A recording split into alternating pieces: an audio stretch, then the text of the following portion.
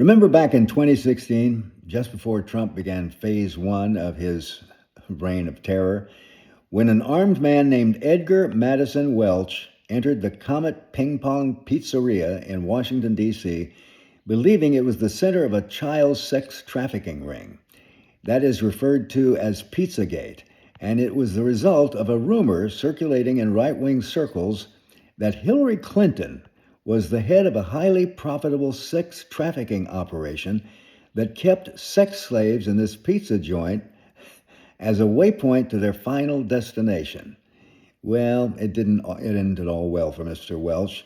So Pizzagate was a product of the hysteria rampant among the MAGA faithful, that there was this massive conspiracy among Democrats to steal our children from off the streets and sell them to the highest bidders, real movie drama stuff.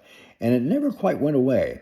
That's why the maggots were so excited when Trump won his second term. Finally, we'll get the lowdown on these nefarious, filthy bastards who were the collaborators of Jeffrey Epstein. It was one of the biggest issues in MAGA land. Booths were set up at the Trump rallies, hats and T-shirts saying, "Release the Epstein files," which Trump himself said he would do. And at first it looked good. Pam Bondi had the files on her desk. She's going to release them any day.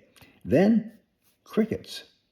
Now they say, nothing to see here, never mind, busy with other things, moving on, blah, blah, blah. And we're left to believe, wow, there must be something really bad for Trump somewhere in those documents. Do we have as president? And MAGA explodes, of course, in righteous indignation, demanding the release of those documents. Well, not exactly.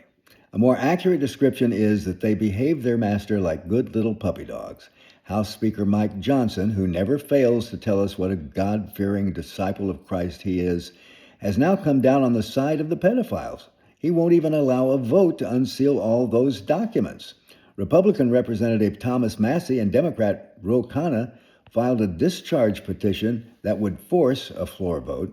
That petition is so close to passing, just one vote short, and that vote can be provided by Adelita Grijalvo, who won a special election in Arizona by a landslide and has pledged to sign the discharge petition when sworn in early October. But wait a minute, here comes Mike Johnson, potentially throwing a wrench by delaying Grijalva's certification and keeping the files locked in committee. At least that's how it looks. We'll see. So bottom line, all these people who were wailing about child sex trafficking and releasing all of the Epstein dastardly connections are now somehow MIA, with some notable exceptions like Marjorie Taylor Greene, who, to her credit, is not backing away and is challenging the Trump machine on this and has even darkly hinted about being fearful of personal harm as a result. The one valid point they have, though, is why didn't Biden release the files when he had the chance? Good point. Let's release the files and find out. But I want to know this. What in those files does Trump find so damaging that he will risk everything to keep him locked up?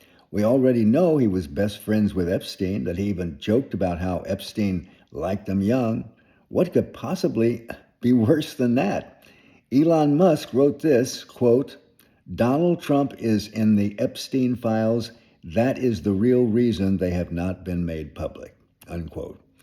Meanwhile, for all the maggots that were accusing Democrats of being nothing more than a cabal of pedophiles, we haven't forgotten about the Epstein files, and we will be reminding voters of them every day during next year's midterms, and by the way, as a run-up to those midterms, when we finally vote to make America a democracy again. Meanwhile, free the files. I think that'd make a good hat, don't you?